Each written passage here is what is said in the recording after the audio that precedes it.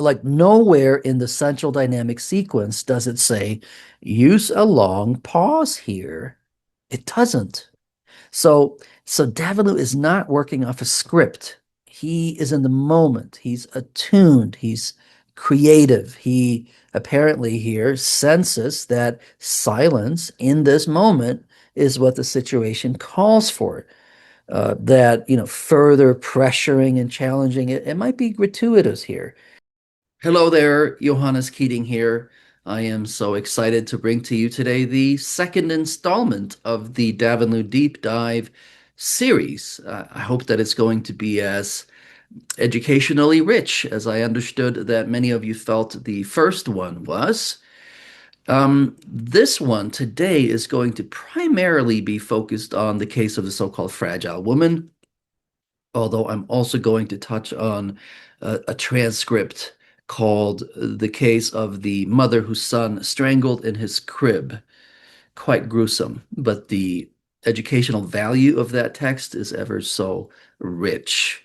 So, yeah, that's going to be sort of the parameters of today's analysis and review. As you can see from the title, the idea of the therapist taking sides will very much be part of today's discussion. And with that idea, maybe you can understand why I, somewhat tongue-in-cheek, am also mentioning that this video might go into things that the postmodernists may not like so much. Hopefully, we'll still be friends at the end of the video.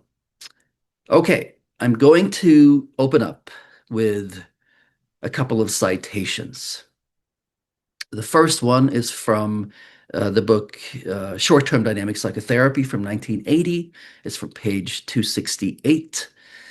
And it goes like this, quote, "The photograph is an object that brings back to life the gifted, precious, bubbling, perfect being that is Michael." That's Davanloo. It's poetic, soulful, and so deeply human.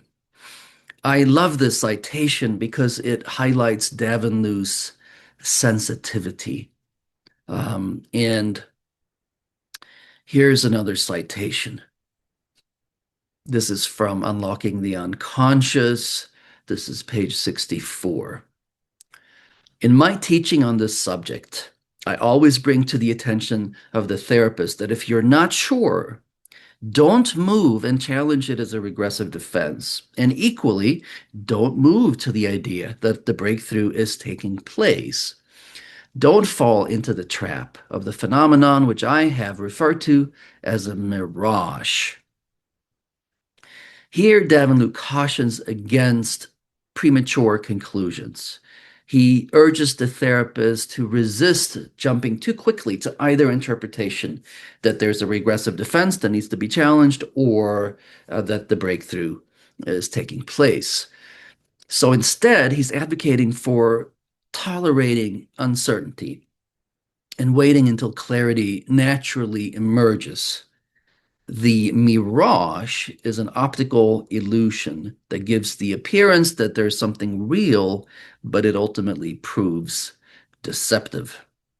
So, with those openings in mind, let's jump to the meat and potatoes of this introduction. All right, so to give you a sense of what's ahead, here's a kind of table of contents when it comes to this video. First, working at the patient's highest capacity and Davanloo's sensitivity.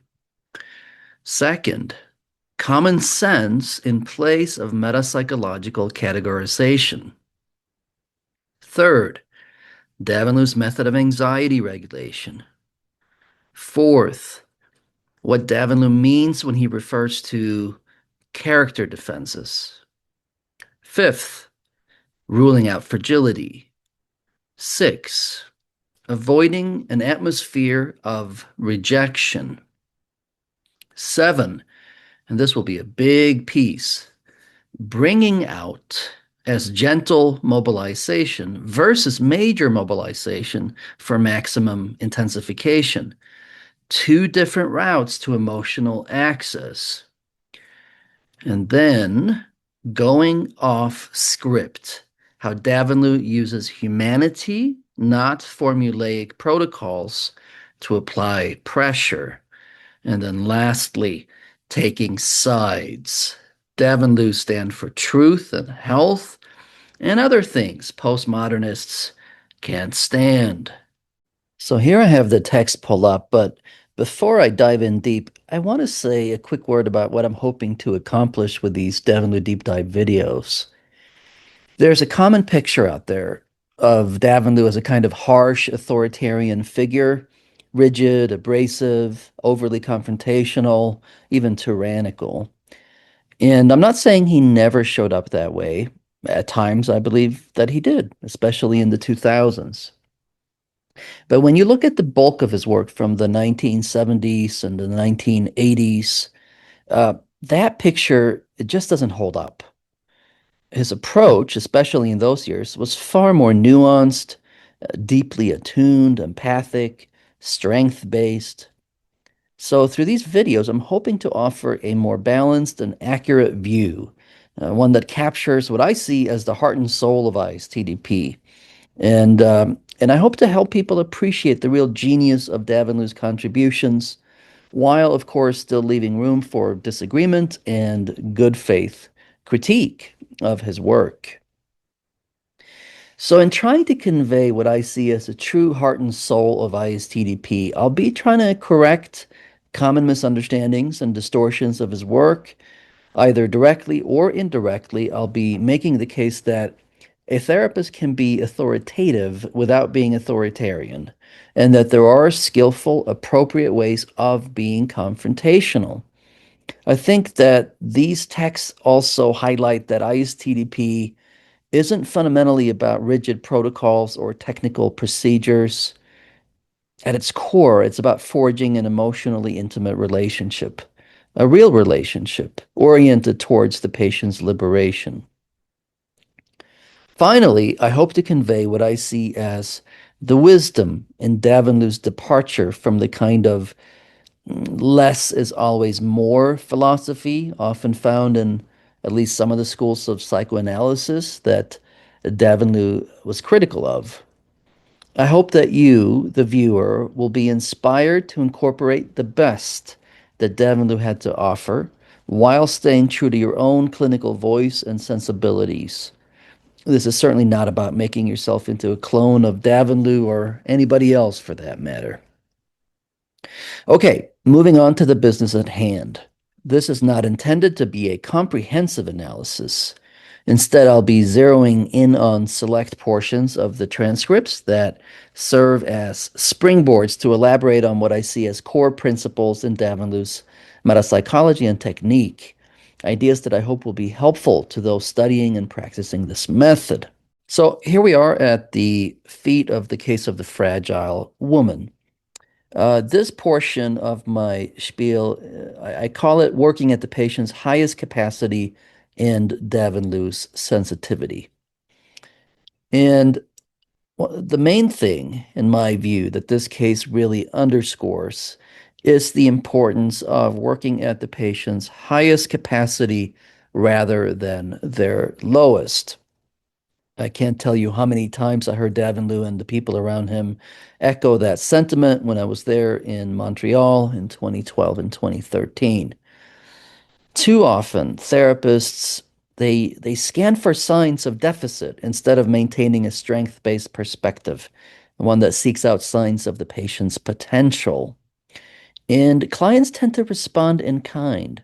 When we look for deficits and seek justification for a more soothing, highly regulating approach, the clients often regress accordingly.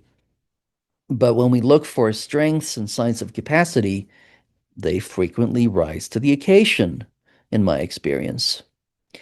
Davanloo is unapologetically strength-based in his orientation, always keeping the patient's potential in view. Only in cases of marked fragility does he first abandon a mobilizing approach aimed at helping the patient face their emotional conflicts. Now, that said, it's important not to conflate working at the patient's highest capacity with a strictly vertical approach characterized by unrelenting pressure and challenge from the outset. On the contrary, almost all of the transcripts that I'm reviewing reveal extended periods of deep relational attunement on Davanloo's part. He consistently prioritizes understanding the patient through their own eyes before the intensity escalates. For example, take a look at Davanloo's case called The Case of the Mother Whose Son Strangled in His Crib. The relational attunement and sensitivity of his work in that transcript is truly exceptional. And yet, it's still about gently nudging the patient towards giving up her maladaptive defenses and facing things. The way he works in that case might be called gently mobilizing in order to highlight Davanloo's sensitivity and relational way of working here. I've pulled up an excerpt from the case of the mother whose son strangled in his crib. So here is transcript where my mouse is moving. Therapist. And when you got home, do you remember how things went at that moment? Patient. Do I have to repeat it? Therapist. How do you feel about it? Patient. At this moment, very bad. There's a turning point here in the interview. At first, the patient was detached and not involved, but now she's showing signs of being in a state of emotional pain. She wants to use avoidance, and the evaluator's technique is to get her to review in detail those few hours from the time she entered the house to the time when she finally saw the dead body of her son. He calls that piecemeal review, by the way. He learned that from Eric Lindemann. Therapist, right here now. All of this must be very hard on you. Patient, it is. This was our first child after 10 years. Therapist, after 10 years. Patient, go ahead. I hope the purpose of these sessions is actually to try to overcome the present situation we're in. Therapist, do you remember the situation when you arrived home, when you went in and found out exactly what it was? Patient, I don't know except that it happened when I saw my husband. He was very upset, of course, crying and just blaming the pacifier. Okay, skipping ahead just a little bit. Therapist, he was taken to a hospital. Patient, the kid was taken to the hospital, and we were taken to the hospital. At that time, I did not believe that he was dead already. I didn't know it either. At the hospital, they showed us that he was dead. Therapist, you saw him dead? Patient, yes. Therapist, it must have been very traumatic and painful for you, that moment. Patient, it was, seeing his little body as white as paper. Therapist, what was your reaction at that moment? It was so sudden. The patient ends up saying, it seemed untrue, unreal. And the therapist went on, at that moment, you couldn't believe that he was dead. And then later, the therapist said, you give me a picture of constantly trying to fight the inner turmoil, the memories and feelings you have about Michael. As you say, they're very painful, and your way of dealing with it is to ignore it. We're at page 268 now. The evaluator pursues gently with the aim of establishing a therapeutic rapport. The technique of getting the patient to look at the photographs brings to life the notion of object relations and object loss. And then here, the initial citation that I opened up the video with. The photograph is an object that brings back to life the gifted, precious, bubbling, perfect being that is Michael. Yep, I did think that that citation was worth repeating. I'll elaborate on this more later, but for now, I'll say that this gentler form of mobilization is part of what I call conversational intimacy. This involves more organic forms of pressure that arise from what Dr. Osimo refers to as using the real relationship. Now, check this out though. So, avoiding a coddling approach that risks fostering unhelpful regression. It does not mean that our work must involve bombarding the patient with stacked pressures. Absolutely not. The critical issue is whether we're operating within a framework that is ultimately geared towards helping the patient face what they've been avoiding. This can be done in ways that are exquisitely titrated and gentle, yet still anchored in the paradigm of facing. Again, the case of the mother whose son strangled in his crib, it really stands out as a must read, in my opinion. It just beautifully illustrates Davanloo's blend of deep empathy, human curiosity, and relational sensitivity on one hand, and a steady, compassionate encouragement to confront what has been defended against on the other. In my estimation, the essence of Davanloo's work lies in establishing yourself as a credible figure and, within that context of trust, eliciting or nurturing the patient's will to heal through facing what they have long avoided. I am now finally ready to actually delve into the case of the so-called fragile woman. So, as you can see here, this is, by the way, page 221 of Unlocking the Unconscious. And the text reads, the patient enters the interview visibly anxious, end of quote. Davanloo doesn't attempt to categorize this visible anxiety within any of the three channels of unconscious anxiety discharge, or the distributional pathways, as he refers to it himself. And I think that we can reasonably infer that visibly anxious here refers to a kind of, I suppose, tremulous quality or agitation. Davanloo appears to be operating from a common sense clinical stance here, even though the anxiety is not formally classified through the lens of metapsychology. It's evident that the level of anxiety is excessive and must be regulated, regardless of whether or not there's cognitive perceptual disruption or nausea. So on to page 224 and to the subject of what Davenham means by character defense. So the context here is that the patient has reported that she refused to go to school following a troubling incident that occurred there during her childhood. Davenloo comments, quote, so another of the patient's character defenses may be avoidance, end of quote. You can see that in yellow here, referring specifically to her refusal to attend school. This suggests that Davenloo views character defenses as deeply ingrained patterns that, through frequent repetition, become solidified and integrated into the patient's personality or habitual way of functioning. And by the way, this is by no means mutually exclusive with the idea that character defenses are ways we treat ourselves that reflect how we were treated by caretakers or parents. But it's clear that Davenant feels that the deeply ingrained pattern view is sufficient. On to the subject of ruling out fragility. This is now page 228, and the yellow highlights are what I'm going to hone in on, basically. So Davenloo explores whether or not the patient experienced cognitive perceptual disruption in the previous therapy session.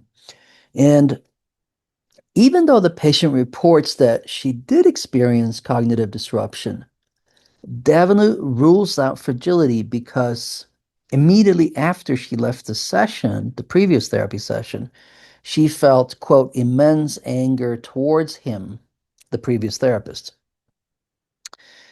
Davenant refers to this as, quote, very reassuring. She does not run away from disturbing feelings, end quote.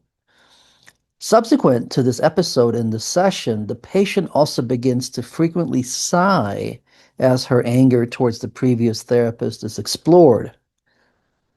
I think that of note is that although the patient exhibited cognitive disruption in the prior session, her rapid recovery, marked by an ability to experience, quote, immense anger towards him immediately after leaving, serves in Davenloo's view as compelling evidence against fragility.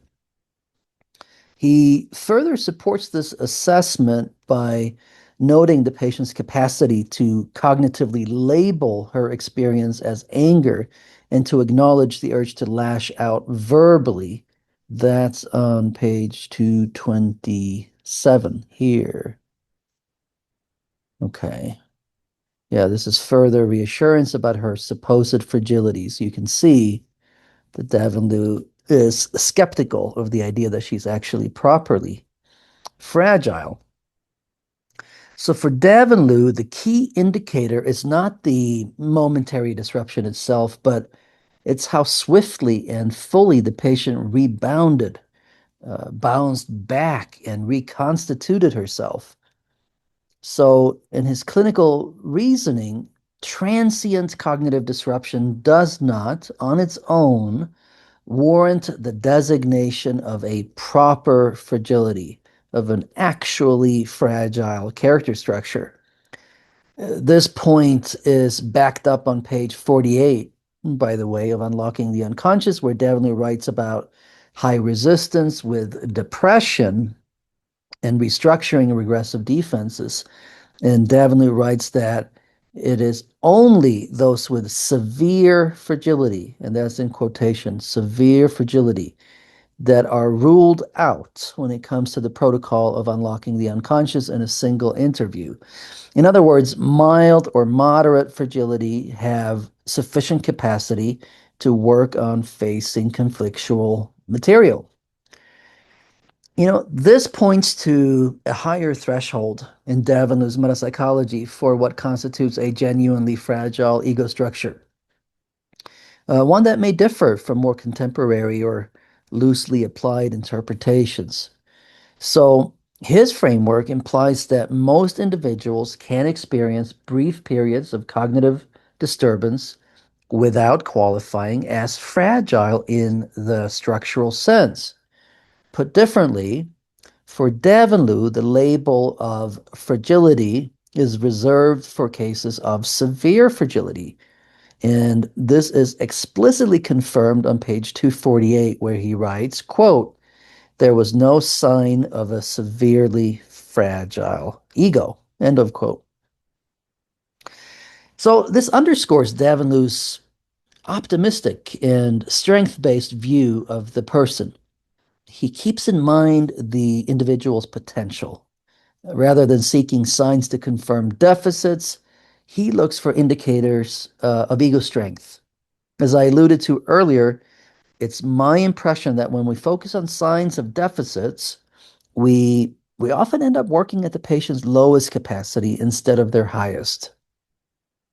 In response, the patient may actually begin to display more signs of deficits.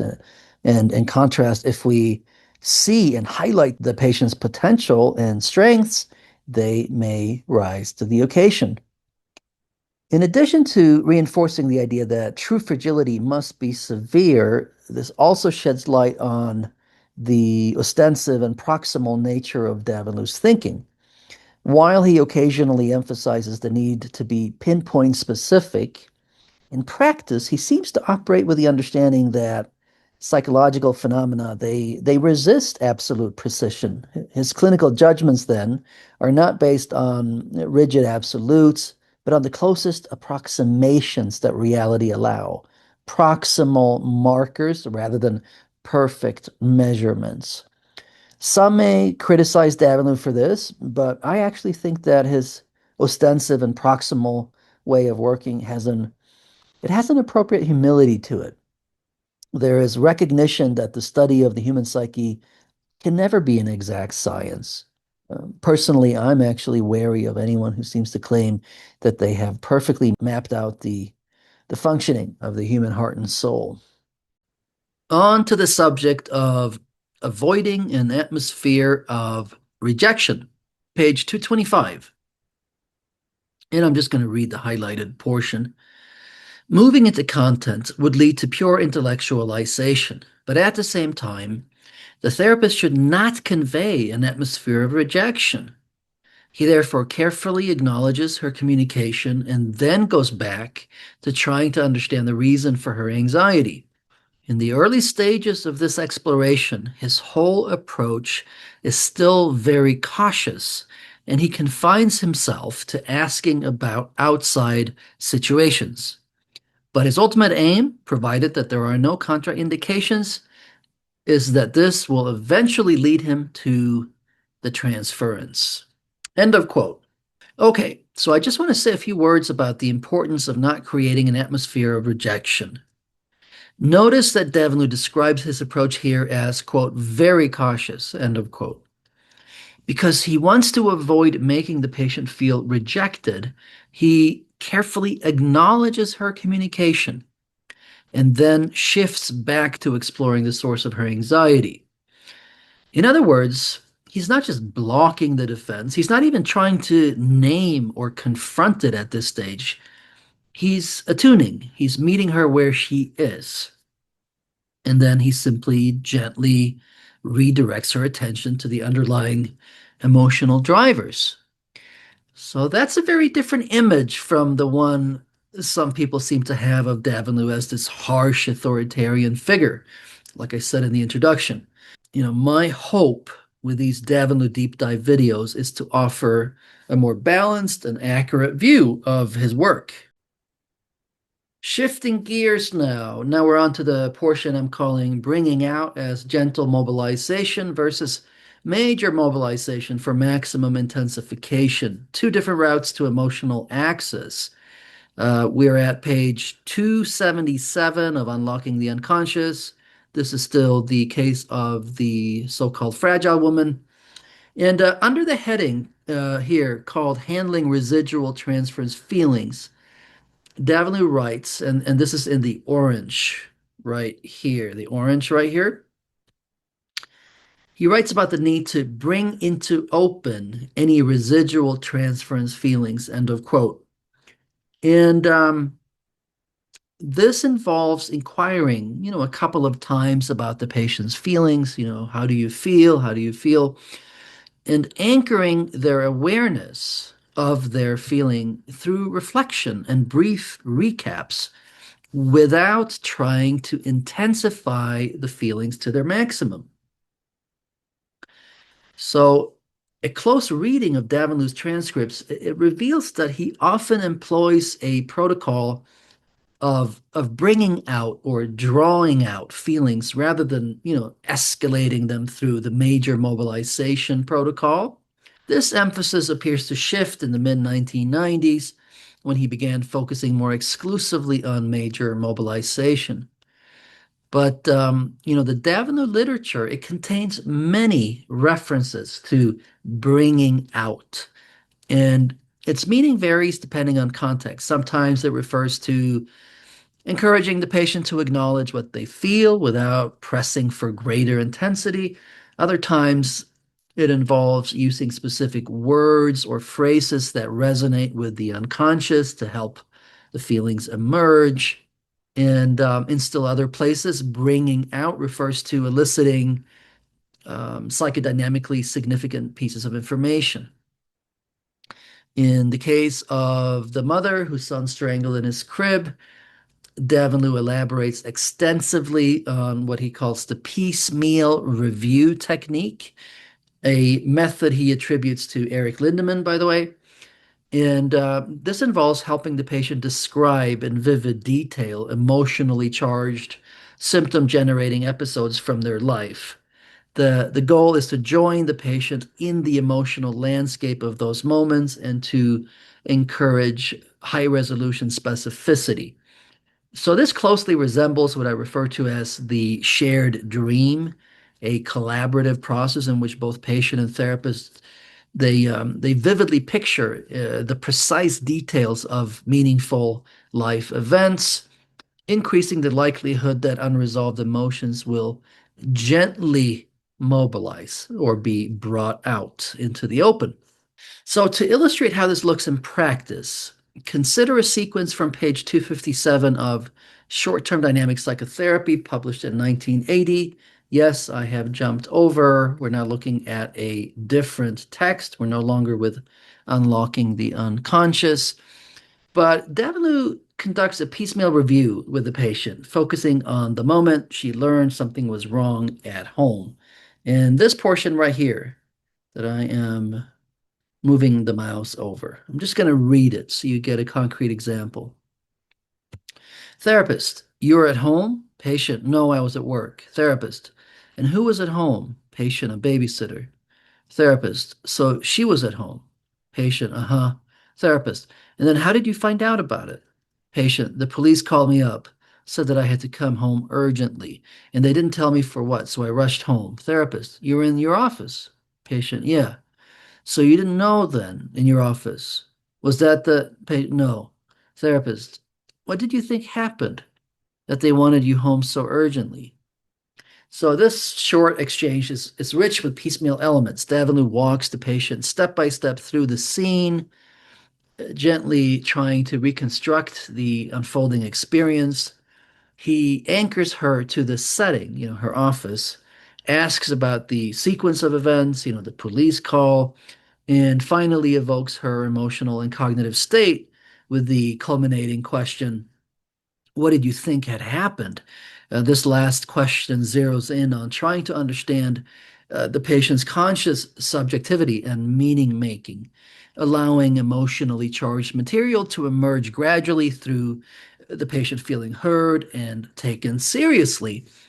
This kind of gentle reconstruction invites emotional meaning to emerge on its own terms.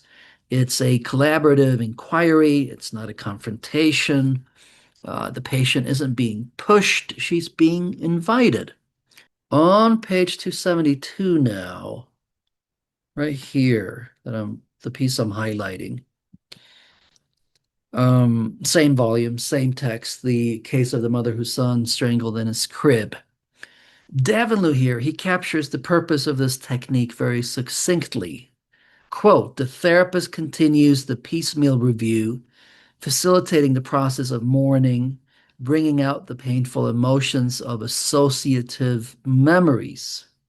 So this more conversational approach to emotional access, it involves asking about feelings in a relaxed tone and being satisfied when the patient appears to genuinely acknowledge what they're feeling. There's no insistence on high affective intensity. And while this may seem more cognitive to some people, the key question is whether the acknowledgement leads to increased spontaneity and sustained collaboration. If it does, the emotional intensity is sufficient and the unconscious therapeutic alliance is at the helm, and that's the ultimate goal. By the way, this brings to mind something that Dr. Asimo said in our recent interview. He spoke of the value of good enough emotional experiencing. The takeaway is that bringing out represents a gentler, less intense route to emotional access and unconscious movement, distinct from the high pressure path of major mobilization or rapid major mobilization. So, on to the portion that I'm calling going off script, how Davanloo uses humanity, not formulaic protocols, to apply pressure. I want to focus on a passage from pages 246 and 247 of Unlocking the Unconscious, right here at the bottom of page 246. It starts right here. I will be reading. Therapist. The issue really is this. I don't know what has happened in your life that you're so terrified of closeness. You want to keep all these painful feelings to yourself. You don't want me to get there. There's a long pause. The patient is charged with feeling. If you look at here, now beginning of page 247. Therapist. You see, a while ago, I was saying that you have a tremendous problem with the issue of intimacy and closeness. Patient whispering, hardly audible. I keep people very far away. Therapist, far away. Pause. Is it much more with men or women? Patient, she sighs deeply. I don't know, hardly audible. I really don't know. Men have hurt me more, but I don't know if it's so it's been more with men. So let's take stock. When Davanloo says, I don't know what has happened to you in your life that you're so terrified of closeness, he's doing several things at once. One, he expresses concern and empathy by assuming that something painful must indeed have happened. Two, he communicates that while he doesn't yet know what that is, he cares and he's genuinely interested. Three, by using the word terrified, he acknowledges the depth of the patient's fear, cutting through any kind of minimization. That choice of word, it reflects emotional accuracy. It's an empathic act in and of itself. And then Davanloo continues, quote, you want to keep all these painful feelings to yourself. You don't want me to get there, end of quote. So here he gives voice to the patient's resistance, to the part that is invested in keeping him out, pushing him away. At the same time, the phrase, quote, you don't want me to get there, end of quote, also indirectly reveals his own wish, Davanloo's wish. He wants to get there. He wants in. He's making explicit the fact that the patient is actively pushing him away. The implicit message is, I want to help you work through this pain, but right now you're rejecting me. There's something strikingly direct and human about this exchange. Davanloo conveys interest, a desire for emotional closeness, not for its own sake, but so that he can help her. And he brings into bold relief the patient's rejection of that invitation for closeness. And instead of responding by like highlighting the cost of keeping him out, what follows is a long pause.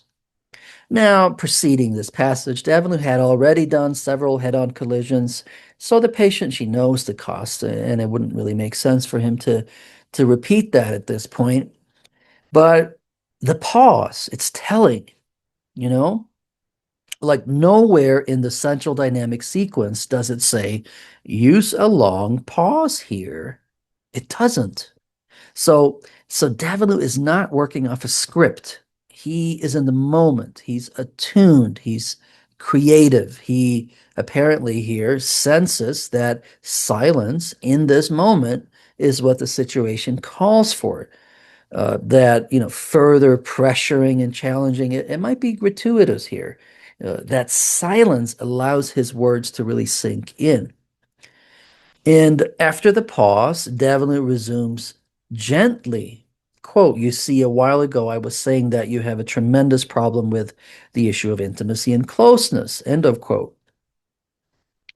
So this demonstrates that he's not rigidly leaving the ball in the patient's court. He's not phobic about reinforcing passivity. He allows the silence and then he circles back, reiterating the emotional theme, without abandoning the thread. And the patient responds meaningfully. I keep people very far away. Davenant reflects this back with a simple anchoring reply, far away, uh-huh. Another pause follows, and then he asks, is it much more with men or women? So at this, the patient sighs deeply and reflects that men have hurt more. And, the sigh is important. It signals a deepening of contact and emotional movement. So anyway, what's happening here? First, Davenant reflects back what the patient says. This anchors her statement and signals that he has truly heard her, that he pauses again. He's not worried about losing momentum. He knows that the feelings are already mobilized to a great extent. His quiet presence, his reflective listening, his empathic mirroring, all of this is its own kind of pressure here, actually. A pressure that's very deeply human. It's not mechanical or procedural per se. So when he does speak again, it's not to try to drive the session forward, but to show that he's trying to understand. He asks about men versus women, not exclusively as just a data point, but as an expression of curiosity and an investment in knowing her inner world. This kind of interest, when emotionally grounded, is a form of pressure on the resistance against closeness. And it works. We see that the defenses have softened enough for her to keep collaborating. In some ways, his presence is the interventions. His timing isn't merely dictated by a fixed protocol, but instead it's attunement to the patient's unfolding responses, which is very key to the method itself. It's intervention response. Okay, so here on page 248 now. Okay, he's discussing the central dynamic sequence right here, what I'm highlighting. So, yeah, page 248, Unlocking the Unconscious.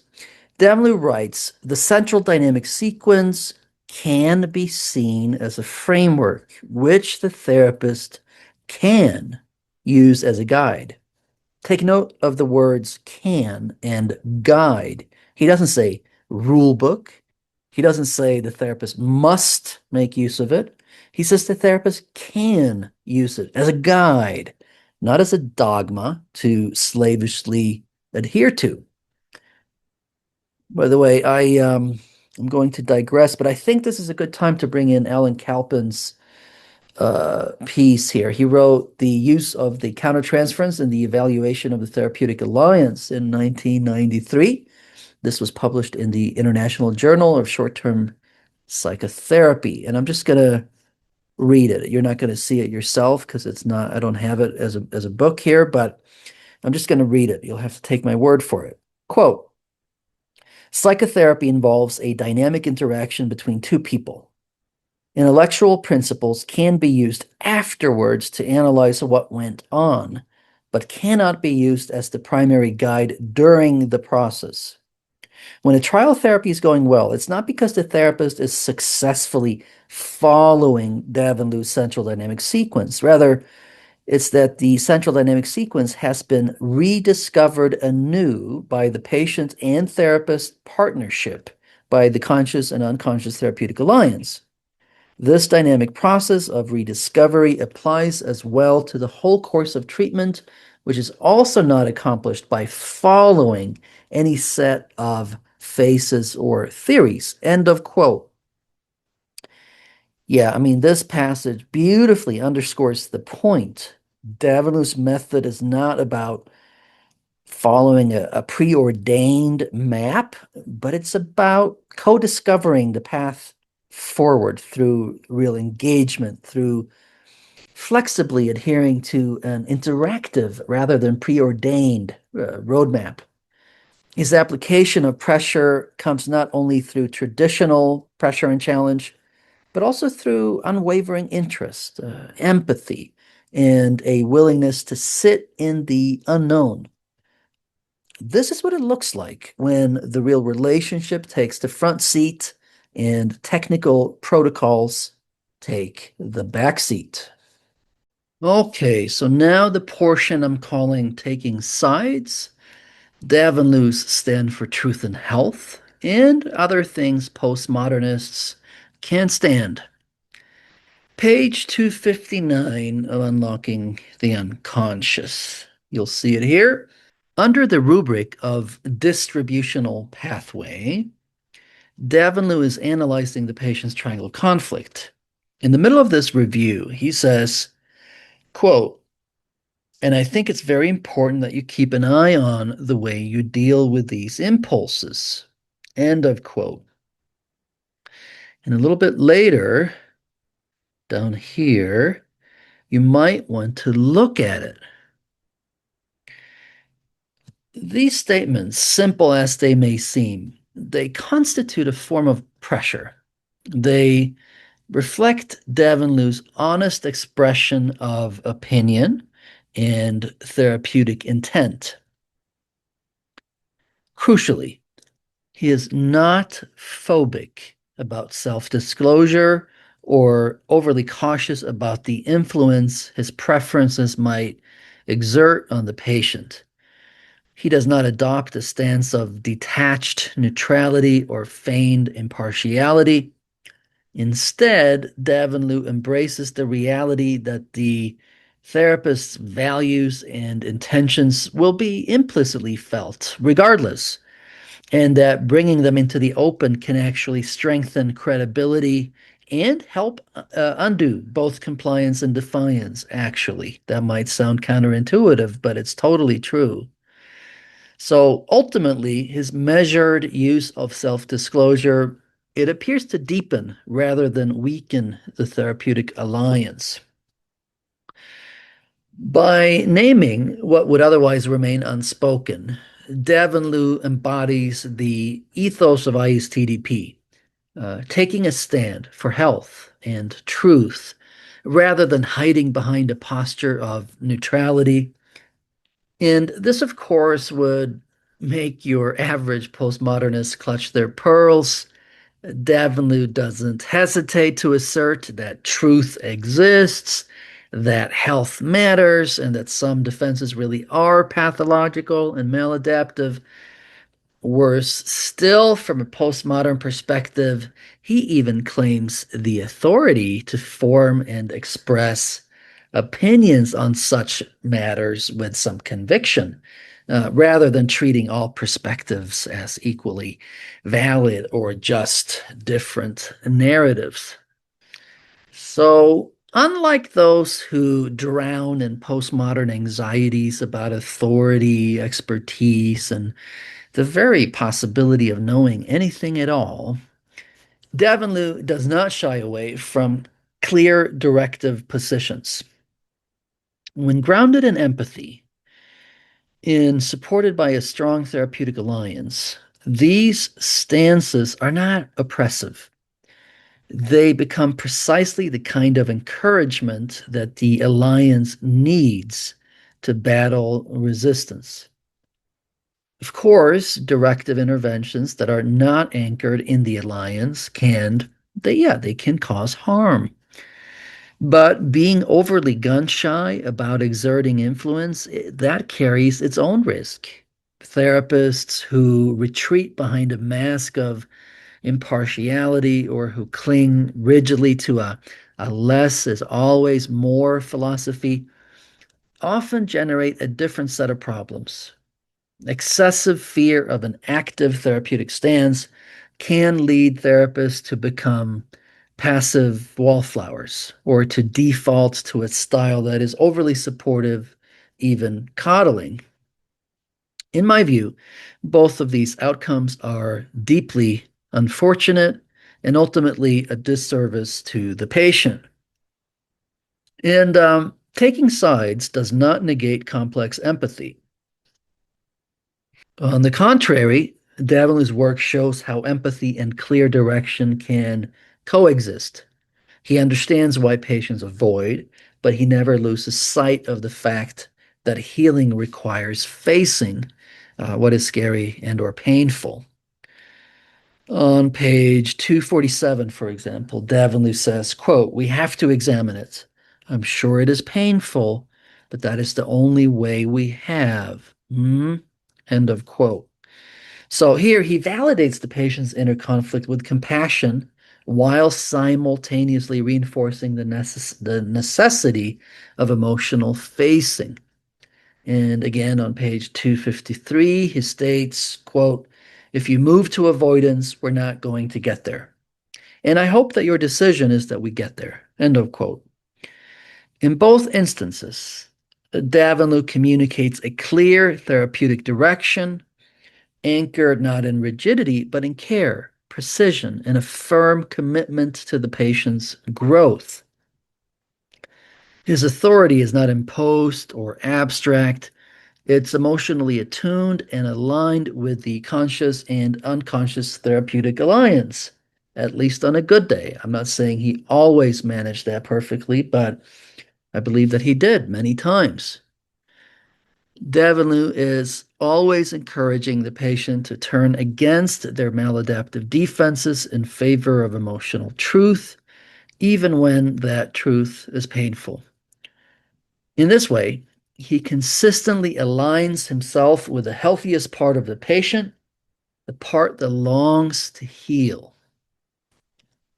Okay, so to wrap up, what we've seen across these cases is a Davanloo who is profoundly sensitive, strength-based, and relentlessly committed to the truth. He tends to meet patients where they are without indulging their defenses. He's not driven by protocol, but by a living, breathing responsiveness to the patient in front of him. His pressure doesn't come from cold technique, it comes from care, from seeing the patient's potential even when they can't, from trusting that emotional truth, even when painful, is a path toward liberation. That kind of therapeutic stance takes guts. It also takes love. Davanloo didn't hide behind neutrality. He took sides on behalf of health, of truth, and of the part of the patient that wants to heal. And in doing so, he showed us what it looks like to be both emotionally attuned and clinically courageous.